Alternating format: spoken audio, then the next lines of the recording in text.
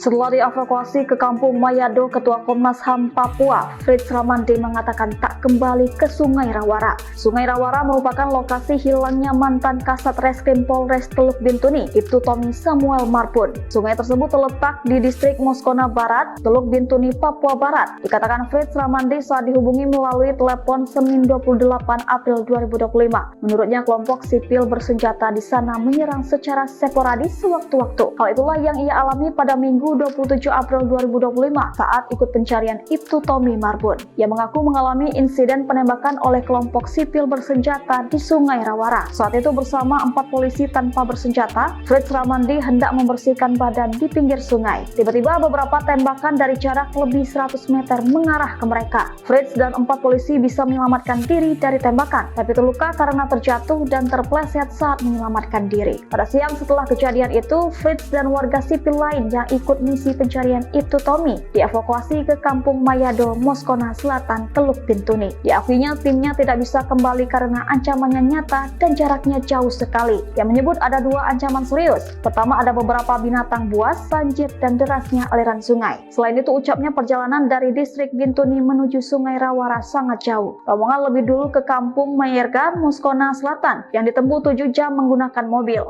Mereka yang berjalan kaki terdiri dari beberapa anggota polisi dan TNI, YLBH Sisar Matiti Bintuni, dan 2 orang dari keluarga Ibtu Tommy Marbun. Mengutip Tribun News, Mabes Polri mengkonfirmasi adanya insiden penembakan saat operasi pencarian Ibtu Tommy di Sungai Rawara Minggu 27 April 2025.